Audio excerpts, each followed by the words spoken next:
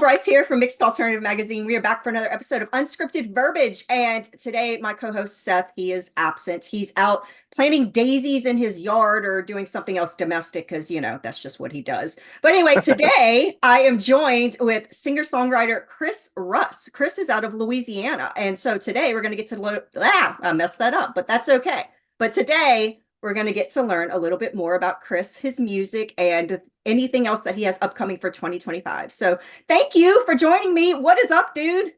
Thank you for having me. Oh, of course, always. So this is, I want to expose, your artistry, your music, everything to the masses. So today we'll have a nice organic conversation, let people know a little bit more about you, about your music, what you're about. And so I made some notes.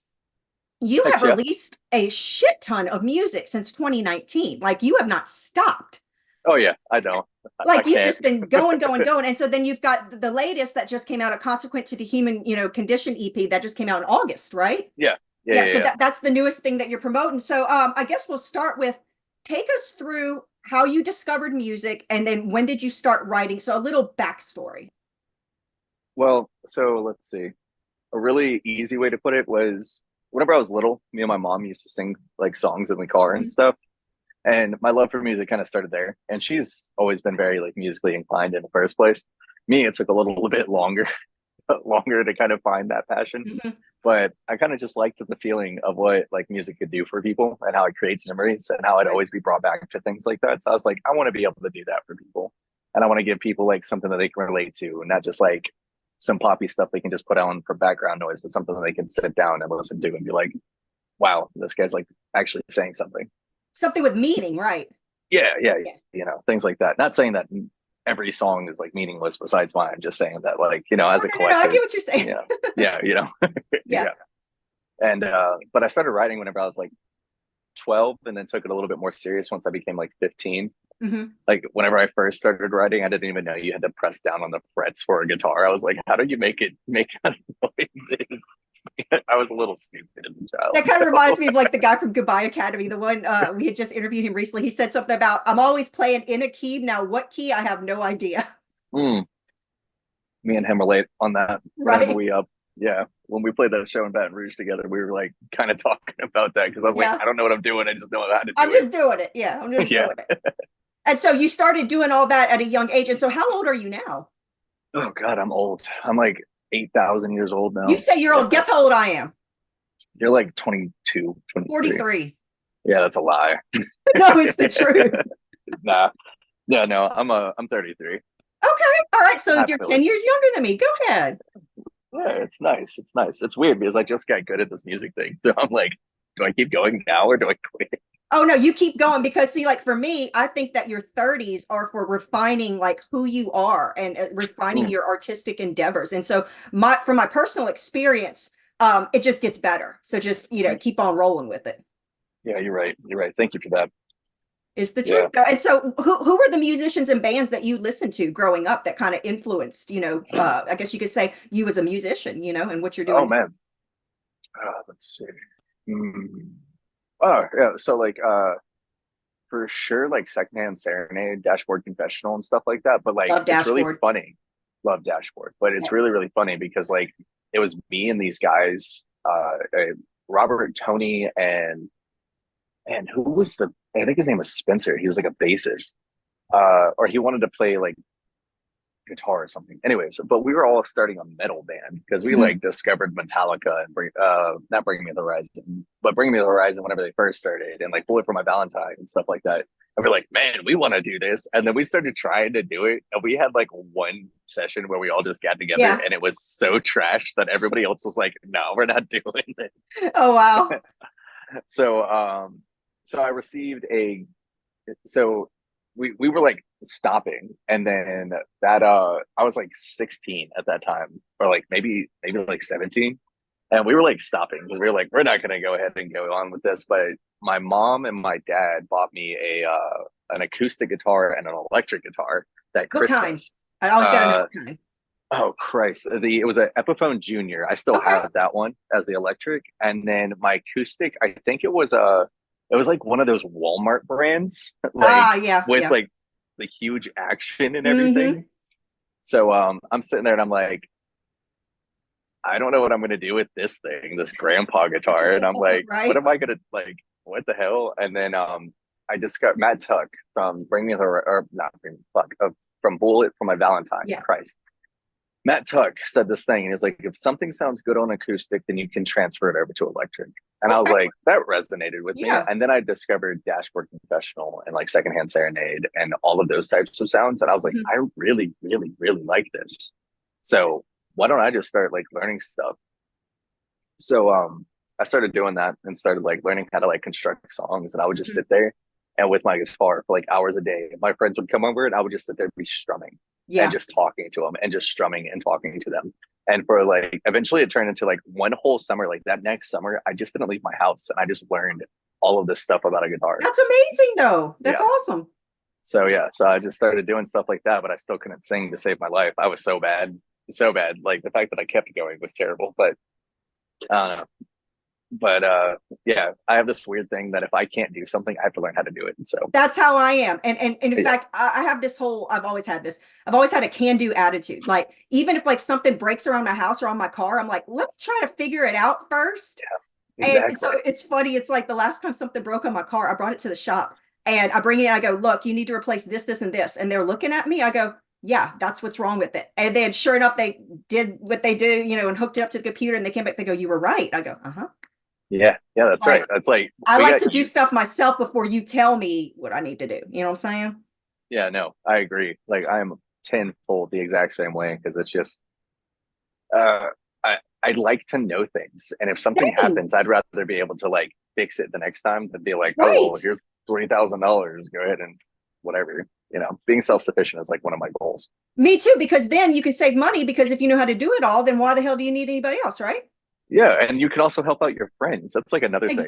You know, weird name drop like Kingdom Hearts, you know. You can help out your friend. Yeah.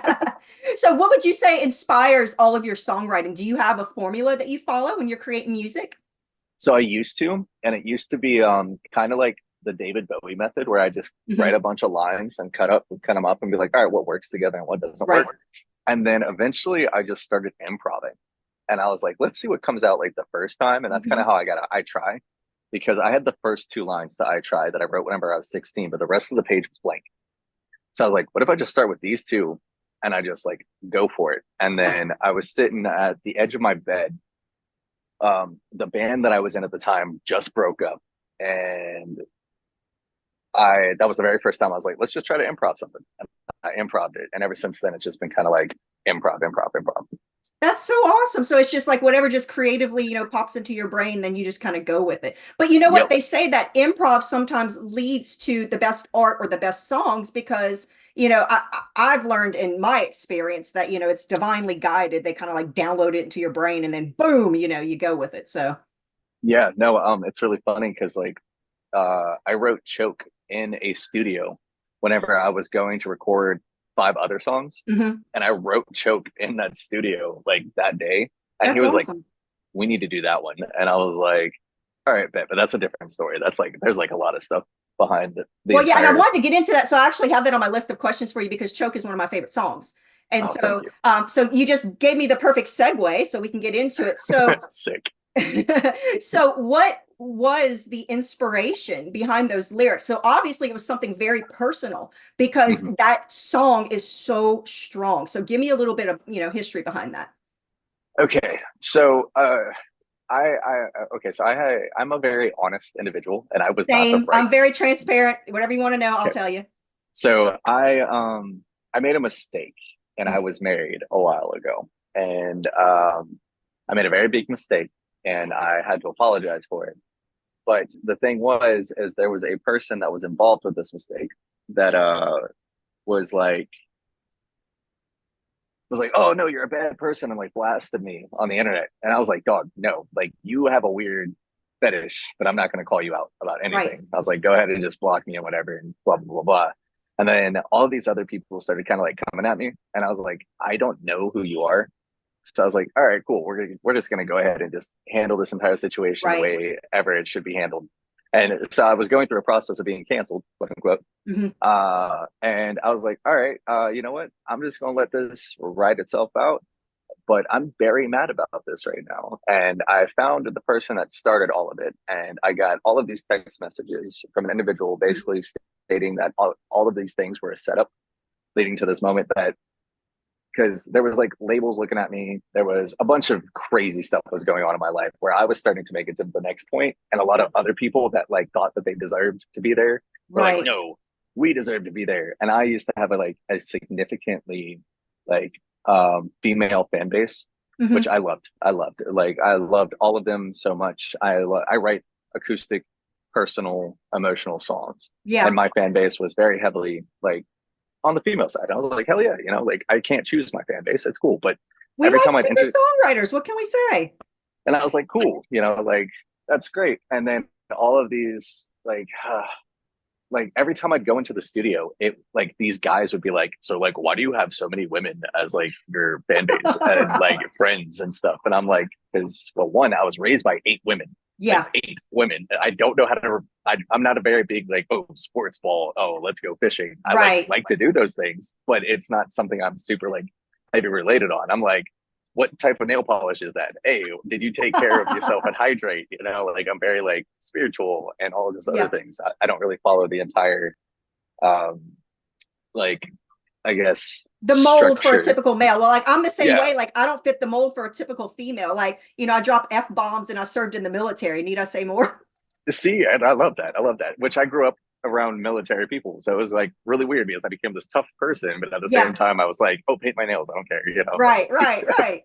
Like who cares? So like all of these guys kind of started this, and so I found the person that like started it, and everybody was like, no, we can't do that to him in a sense, because they were like, it's gonna backlash and like hurt us in the end, which I don't really care if it does. I don't care if the truth comes out. I don't care what happens. Like, yes, I messed up in my marriage, but I was stupid and young, and I learned from my mistakes the hard way, unfortunately. But Choke kind of came to me, and I was sitting there and I was like, you know what? All of you guys can go and fuck off.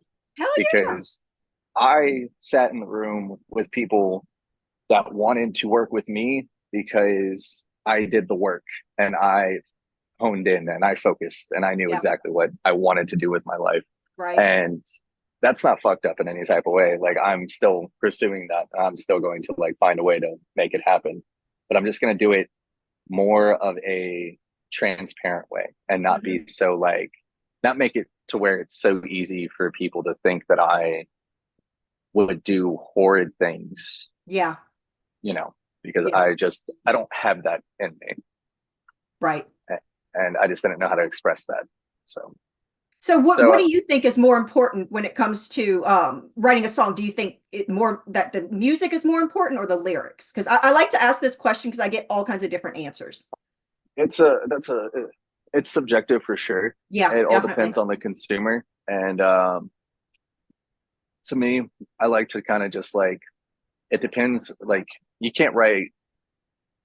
It depends on how everything is executed personally. Right.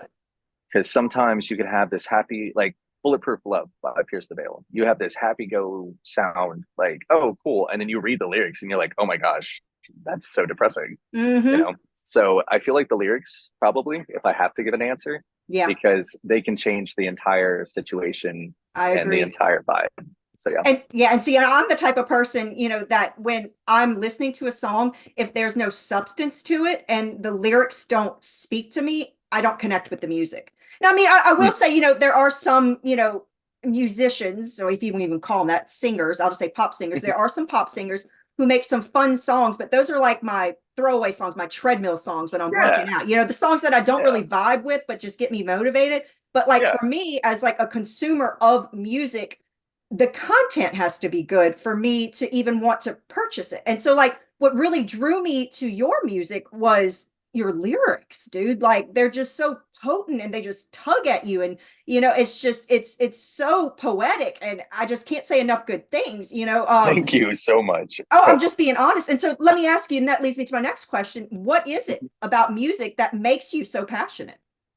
I have no idea. I wish I had like this like deep connection that I could like talk about with that. But whenever it comes to music, it's just all I think about. It's like my obsession. Like I can't I can't breathe anything else. Like if I don't play a show or if I'm not like working on music, I get depressed, like Yeah. super depressed, and I like self-sabotaging type depression. And I'm like, nah, I have to like figure it out. Like that's why this last project was so important because there's like so much work and so many things that happened in between that was like such a battle. It was literally like the universe was like, you want it, then make it happen type thing. And I was like, oof, like because it was just hit after hit after hit for a while there.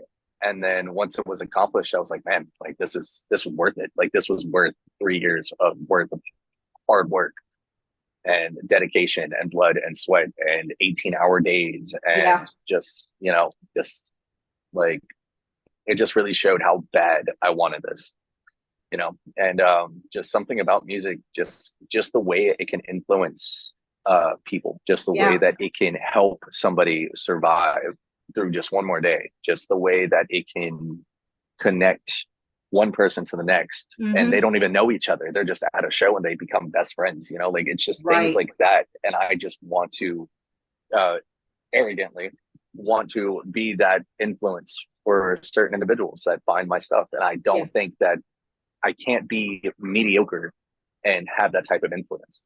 Like I have to be better than the next or better than myself, like better than anything I've written. And that's just kind of like the things that I do is like a lot of self-reflection to push myself into like, oh, you want to do that? Oh, you can do that. Right. Like you want to play a lead part and sing? You can do that. Just figure it out. Hell yeah. And so let's talk about your newest EP. Okay. It was released in August. And so, do you have a favorite song on this EP? Because I mean, all of them are phenomenal, but I mean, I always like to ask the artists, if they have any favorite songs on the newest material that they release, because usually they do, Probably Wilt is just undeniably my favorite because it's one of the only like love songs I've ever really done. And it holds a lot, like it just holds so much emotion with everything that I fight for and everything that I would give who that song is written about. Yeah. So probably Will. Yeah, for sure. Do you ever find that like when you're writing music and the lyrics are so potent that sometimes you'll even tear up as you're singing them? Because I'll give you an example. So I have a friend, he's in Portugal, and he was telling me that with one of the songs on his latest EP, he actually was crying when he was singing it. And when he finished, he couldn't stop crying. And, stuff like that resonates with me because then it just shows the heart that really goes into the song. Have you ever had an experience like that? I have, not with anything of this on this like EP, but I think it's because like by the time we were recording it, I've already played everything so much that it's not necessarily the feeling was gone, but I already had that like reoccurring, like I was already like in it. But there's this one song called Maybe Another Time that I did, and I'll probably release it at one point later on. But I wrote that about, it was the very first song I ever wrote about another person's perspective. Okay. And it was a really good friend of mine, and he just was going through it and going through this really bad like moment of his life with his partner. And it just, like anytime I'd be like, hey, maybe you can come out with this, and and anytime we'd invite him out, he'd be like, maybe another time. And so I was like, I need to take this and I need to word this and like make it special for this individual. And there's like a certain part that after, because it was all done in one take, like the lyrics and everything was all done in one take, and we stuck with the very first and only take that we did with that song. That's amazing. And thank you. And I don't know if he knows that it's about him or anything, but after that, like I was working with a band at that point, and the entire band was like in shivers and tears, and we're just like sitting there. Even the producer's like, wow, like holy shit. Yeah. And I was like, yeah, like really made people feel that one. Yeah. So there's that one for sure. That's the only time I've ever felt something like that. Like other times I get excited when I'm writing something that's like, oh, whoa, that's so cool. Like after I Try and It's Too Dangerous to Go Alone, So Take Me. Those two songs, after I was done writing those, I was like, oh, but nothing tops maybe another time because like of the emotions that were done after it was like finished. Is there a certain message that you would like people to take away from your music, maybe? That if you want something bad enough, you can do it. And once people start telling you that you're crazy for doing it, do it more. I like that. Hell yeah, dude. That kind of sounds like me. Like, so many times I wanted to give up, with what I'm doing. And then I have certain people are in my circle who just keep pushing me. They're like, no, you have to keep going. And I'm like, I know what the grand scheme of things, how it's going to end up. And I just got to keep myself motivated. Exactly. Exactly. Like it's really hard. There are times where plenty of me and people I've been around are like, man, why are we even doing this still? Like, what is the point? Like there's times when I've sat in the car with friends and they're just like, we get done with the show and they're like, this is why we do this. Yeah. It's most the passion. Yeah. Yeah. Like, and you get done if you get done with it, like bad shows, whatever. And like shows that you feel like you could have done better, but you get done with those ones, those little diamonds, those little shows that everybody's just dancing, everybody's having a good time. That's when you realize where all your hard work is going. Yeah. And nothing compares to that feeling for any of us. So you just got to keep going. And that goes for you. That goes for any artist out there. Anybody that's trying to do something and really believes in what they're doing, just got to keep going. And we got to keep motivating each other too. Absolutely. Oh, absolutely. We have to be in the collective of being like the best version of ourselves, the best version of ourselves presented to other people, and also making sure that those people are doing what they're trying to do and staying on top of it. I agree. So I agree. And so now this next question for you, it's always get some interesting answers and we get some funny stories with this one, but I like to throw this out there. So tell me about your best and worst shows so far. Oof. You don't have to say name of venues or anything. You can make it as vague as you want, but it's funny. So like, I'll give you an example. Last time I asked, LA Phantoms about it, they said something about one of their worst shows was when a guy brought a gun into the show and everybody had to vacate the building. So, it's like, I like to hear those things. So what you got? Yeah. Oh man. Oh gosh. Okay. So like worst show with this project it wasn't necessarily Baton Rouge, but it definitely was the Baton Rouge show. And we all knew it because we were all kind of like, there was a bunch of things that were thrown in from everybody that was kind of like things we didn't rehearse. So we were kind of thrown off by it. And we were like, so we all went outside and talked about it afterwards. But with a project a little while ago, like 3 years ago, I was playing a show at a certain venue. And well, first thing, we played a sold out show the night before at the house. Like, I'm not actually gonna, we're not gonna name venues, but we played a sold out show the night before. We had gotcha. The greatest time ever. And it was like one of the best shows. It's like one of those diamond moments, Right. And then we go and we play this other show the night after that was being promoted by a bunch of people, supposedly. And it had like a bunch of names on the bill and everything. And we're like, heck yeah. But our bassist sat out for that time. And I was like, hell yeah, you know what? You fucking did your thing. And this is where I learned something very important though. But before that, so we get to the venue and the first thing that the venue promoter says is, so when are you going to make our venue look like that? Like talking about the show the night before. Yeah. And I was like, that's uncomfortable. I was like, first of all, that's not our job. And second of all, we busted our ass to make that happen. Yeah. And we figured that something was happening here too. And that's why we took this show too. Right. So, I mean, same city, different areas. So we were like, cool. And plus like downtown's way different than anywhere else. You know what I mean? So talking about like downtown Baton Rouge? Yeah, no, downtown New Orleans. Downtown. Oh, okay. Sorry, this is like a way different. Oh no, it's all good. I always like to confirm places. We good. Yeah.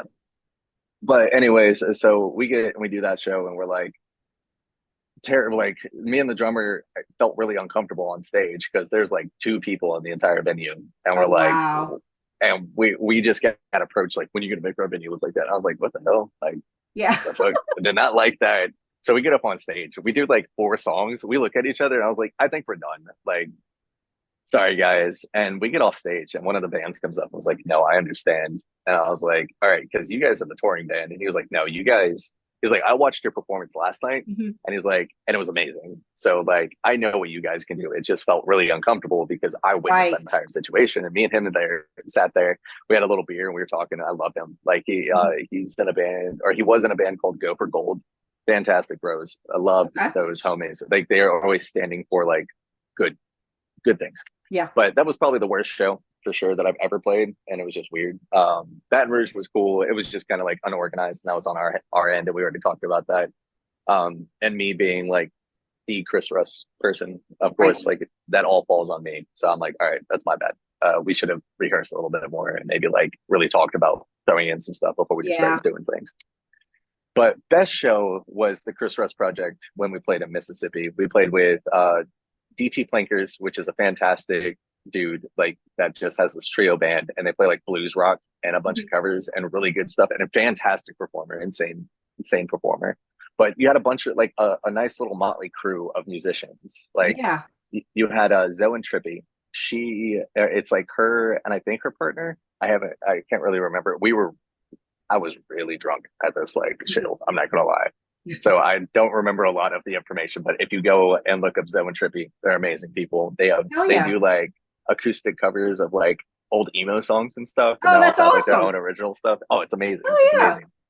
They did My Chemical Romance's I Don't Love You like I did yesterday, or whatever it's called. And it was amazing. I was like, oh my gosh. And I'm sitting there singing it. We're just having a good old time.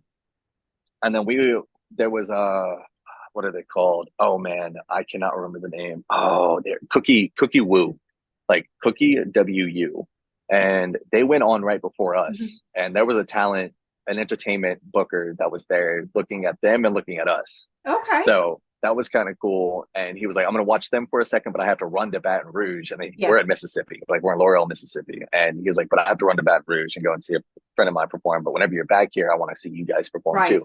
So I was like, all right, cool, whatever. Because first it was supposed to be us, then Cookie Woo. Well, Cookie Woo goes on, and oh my gosh, like they were so good. Like they opened with a cover, like a Fall Out Boy cover, and then they kept teasing like Sugar We're Going Down by using the drum pattern. Oh wow! In between songs, and then eventually they played it, and I was like, oh my god, yes! That's so awesome. I love when bands do stuff like that. Yeah, no, so it was so cool just watching them, and it was like a bunch of like little teenagers, like just like kicking ass and taking aim, and like they get off stage, and I was like, you guys were phenomenal, and I was like nervous because I was like, we have to follow that, like we have to follow probably the peak of tonight, and it was really crazy because we get on stage, we blow the entire crowd away, it's like a couple hundred people and whatever, and we had a fun old time. Every band that we've performed with since we've started doing what we do has been on point. We had like, this is the first time that I've ever like been in a project where there wasn't a single band that like was like, okay, cool. It's like every band that we have met, even including the house show and everything, has been just bangers, and people with bangers like Goodbye Academy and their entire album. I love them so much. I'm obsessed with them, Kris. Oh no, they're so good. And Jean-Claude Segal, like I've been trying. And they're so fun. So fun. And I've been trying so hard to see them for years. Yeah. And then eventually once like they opened that night, I was like, oh my gosh, like they're phenomenal. They're amazing. What the fuck? Like I've been sleeping on this for so long. And then Goodbye Academy, I fell in love with them at the house show. So I was super stoked to be playing with them and Baton Rouge. But like every person like that we have performed with or come across has been on their A game. And it's just really, it's like a game changer to see that much talent, because then it just makes you want to be like, okay, I need to start being on my, it gives you the drive. Yeah, it really does. Yeah, it's either going to kill you and be like, well, damn, I'm not going to be able to keep up with that. Or you're going to be like, I got to figure out how to make sure I'm on point like that all the time. So yeah, I know like a lot of these bands and a lot of these people are still just like undiscovered and everything. And I don't care if you got 15 monthly listeners. I don't care if you got 100 million. If you're good, you're good, you know?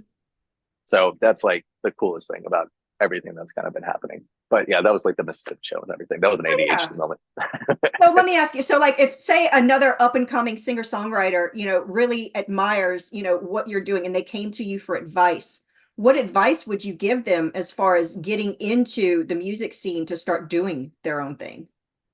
Or is there any advice that you would give them to kind of, give them the attaboy, like you can do this, or attagirl or? Yeah. Let's see. If there's any advice I can give to any of them, or if there would be something that I would say, it's protect your peace. Hell yeah. Protect your peace, because you can be the best version, or you can try to be doing what you believe is correct in your own perspective, but somebody's always going to find a problem with it. But as long as you have your peace and you have that moment to be able to be like, all right, how could I handle this better? What can I learn from this? Yeah. What can I do? Um, as long as you got peace, you got gold right there. So just protect the peace. I can You agree know, with that, because I'm really big about protecting my inner peace. Like if something, gives me a bad feeling or, anything, my intuition says, oh no, then, I back away because my inner peace to me is worth more than anything in the world. exactly, exactly. Yeah. Yeah. So I get that, and just do the best that you can. Throw everything you got at it. Find that work-life balance, and then just throw everything you have at it.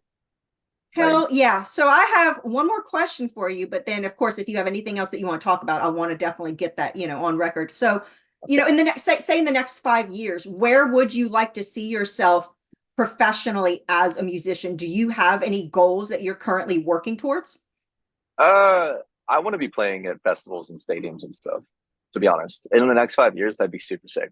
That's like something I tell everybody that I like, promoters, Mhm. marketers, anybody at a label and stuff, is in the next 5 years, I would love to see myself performing in stadiums and like making a good living, even if it's just like, even if it's just funding itself or a little bit more, a little bit less, Yeah. just doing something like that would be sick. So And is there that's what I'm working anybody you'd like to towards. share the stage with, like a dream act, that you would love to be on the bill with? I know I'm probably going to get a lot of backlash for this, but you know what? Dave Grohl. Really? Okay. Yeah, I love Foo Fighters. And me and him had a moment at Voodoo one time, which was kind of weird. But like, I was in the crowd and I fought my way to like almost the front, and Mhm. he's like up there and he's doing his thing. And then I pointed up and he pointed back at me. Dude, And I that's was like, awesome. and and he like starts running over to me, and I was Yeah. like, wait, what's going on? And he starts running over, and I was like, oh shit. And as he's running over, one of the security guards like stops him and was like, no, no, no, no. And he's like, what the fuck? He's like, fuck you, man. And he's Yeah. like, he's like, no, I'm just kidding. He's like, next time. And he like said next time. And I was like, what does that mean? I was like, what does next time mean? And I was like, okay. And then he went right back over and started performing the song. And I was like, damn, I just had like a weird moment with Dave Grohl, and I never got to actually execute the whole thing. It could have been a moment of destiny, and maybe it was a fortuitous, discovery of something that could manifest in the future. Because he said next time. Maybe, See, you never know. maybe. And I know there's like all that like controversy and everything with this whole situation, but to be honest, like I'm all about holding people to an accountability or holding people to a standard and Mhm. everything. But we have unrealistic standards for celebrities, I and our agree. obsession for them is like weird to me. I agree. Two, if you're going to hold somebody accountable, you have to give them a moment for retribution. You Yeah. can't just like throw them away and be like, oh, well, you don't agree or blah, blah, blah. You got to be like, all right, let me see how they handle the situation. You Because got if to you show handle him the grace. situation, exactly. So like, that's just how I am. And I have this weird thing where I'm like, I see you as you present yourself to me, not as the world sees you. Mhm. And I say that to everybody. So, That's a good outlet to have, though. I love yeah. that. Well, Kris, I'm out of questions, but I mean, is there anything else that you would like people to know about your new EP and just about your music? Um, I mean, I can. I don't know. I really don't. I wasn't expecting to just kind of. I was just expecting a bunch of questions and stuff. But let's see. Well, I mean, I wanted to touch upon it because I mean, it's a Yeah. phenomenal EP and it deserves some recognition. And so, if we can get some more listeners, let's do it. I would say maybe just like go into it with open ears and feel it. Don't just put it on in the background yet. Eventually allow it to get to that point, but just let it guide you wherever it guides you, and sit with those emotions, and hopefully it helps you cure any wound that isn't healed yet. Hell yeah. All right. So, my discussion today has been with Kris Russ, Louisiana-based singer, songwriter, musician, who I absolutely love his stuff. go down the rabbit hole. I'm telling you right now, go on Spotify, go on Apple Music, go check out his YouTube. He's got a ton of material out there. Latest EP is A Consequence to the Human Condition. It was just released August 2024. It's on Bandcamp, Spotify, all the usual suspects, right? Yep. Everywhere. Tidal. You're probably, your mom's TV, something like that. Well, I can't thank you enough, Kris, for talking with me today. Thank you so much.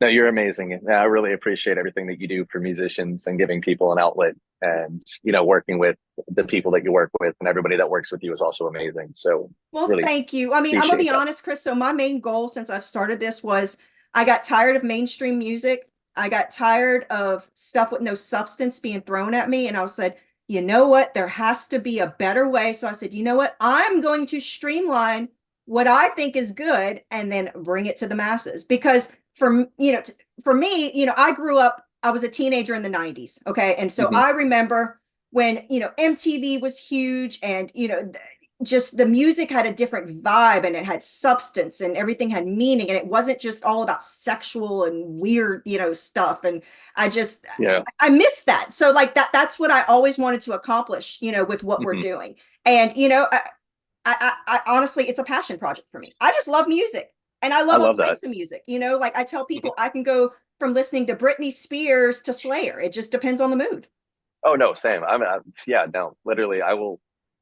It's so funny because like me and my friends will travel, and if I'm hooked up to the Bluetooth, like sometimes like Final Fantasy music comes on, and they're like, "Kris, what the hell?" And I'm like, "No, I listen to everything." That's like me.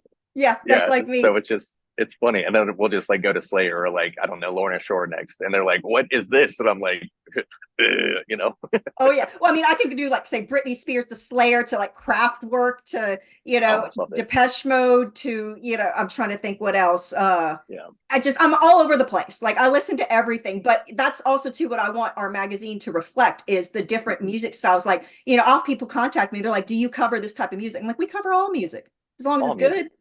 Yeah, I love that. That's such a great way to like present everything. So a lot of publications only focus on like one genre or a couple of genres, and I'm like, we love it all. We love it all. Yeah, I love that. I love that so much. Yeah. Well, thank you for doing that and just being you.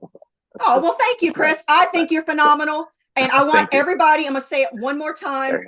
Kris has a ton of music out there. It's phenomenal. The lyrics, the music, everything, his voice. I've seen him perform live. He's very captivating. Check out Kris Russ's music and do it now.